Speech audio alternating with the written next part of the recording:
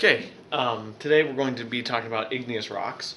And igneous rocks are rocks with interlocking crystals that have formed from the cooling of magma, which we would call intrusive igneous rocks, or from the cooling of lava, which we would call extrusive igneous rocks.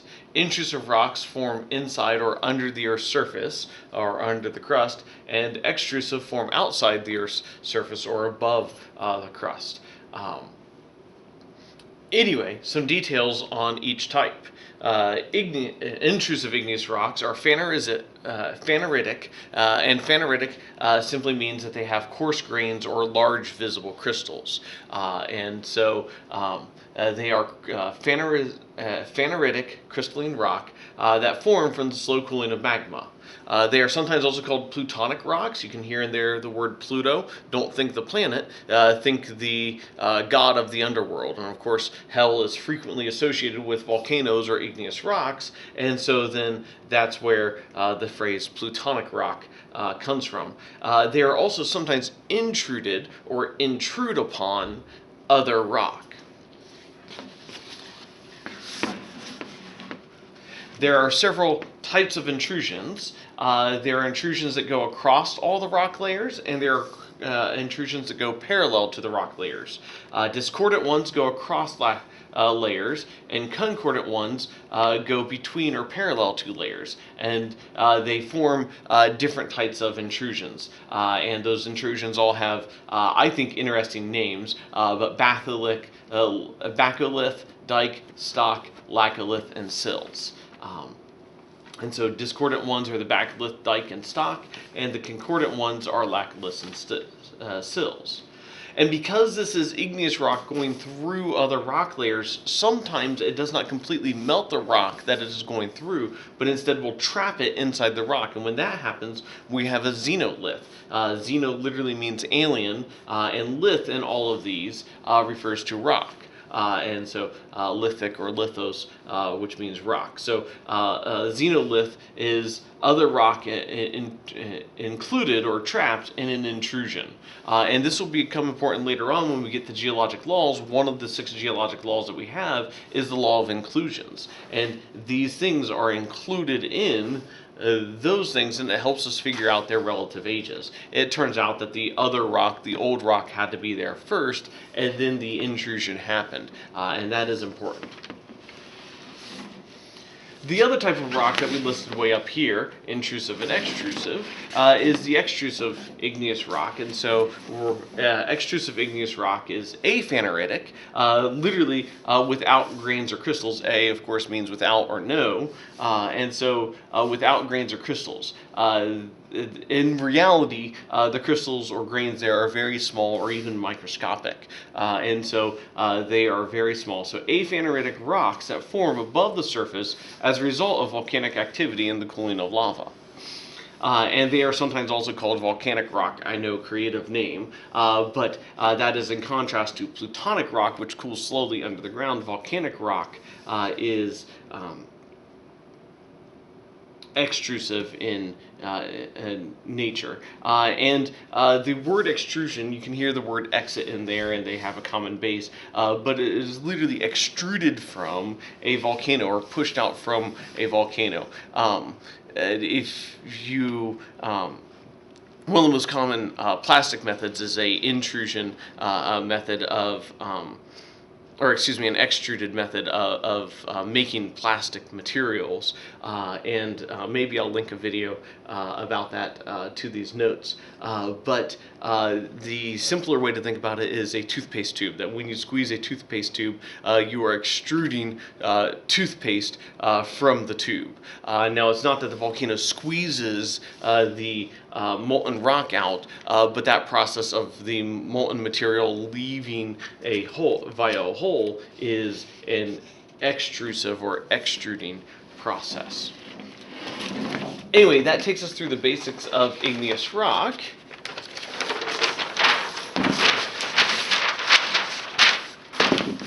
And the other thing that we're going to do here is we're going to look at types of magma. Now, later on when we get to volcanoes, we'll talk about some different types of lava. But here, the types of magma are referring to how much metal content is in there and how much silica is in there. So starting out, we have mafic magma, and then as we get more silica and less metals, so as we go down here, more silicon or silica and less metals, then we go from being mafic to intermediate to felsic.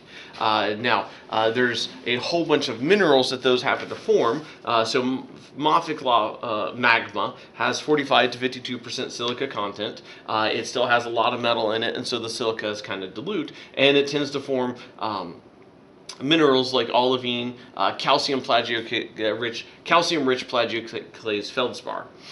As the metals begin to leave and come out in the olivine and in the calcium feldspar, then the calcium content's going down. The other metal content, things like magnesium, are also going down, and iron is going down. And as that happens, then the concentration of the remaining stuff is mostly silica, so the silica concentration is going up.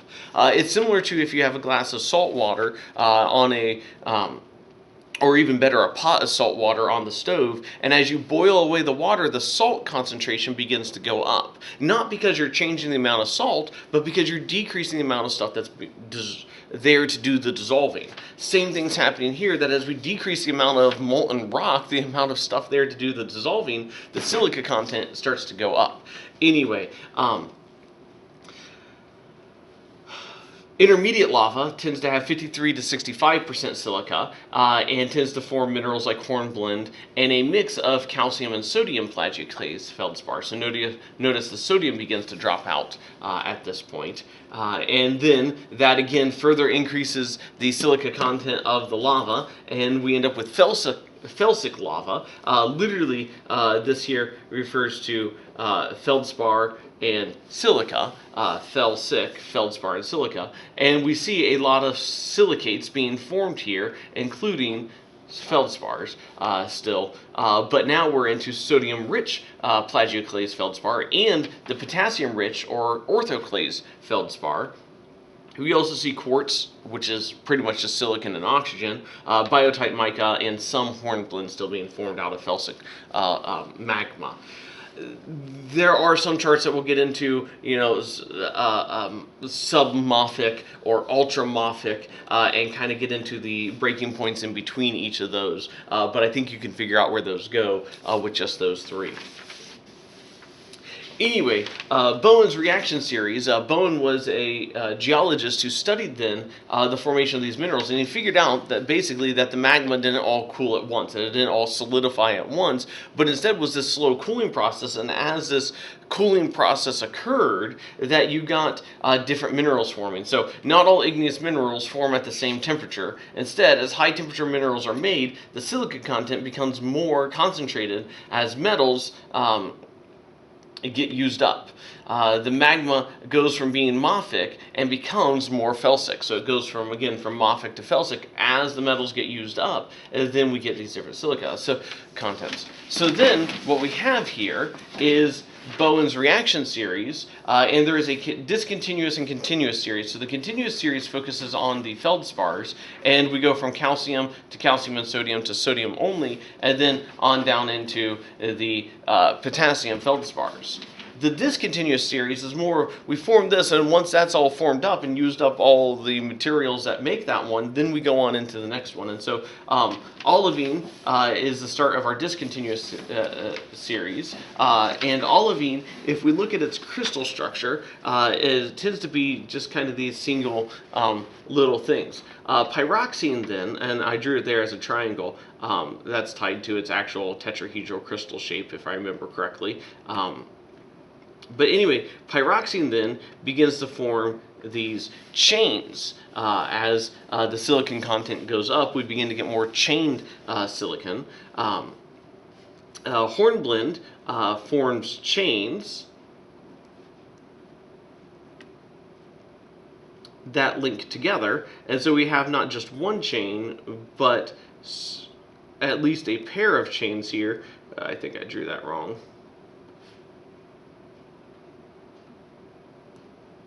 Linking together. Biotite, then, it forms sheets of these chains that are kind of interconnected.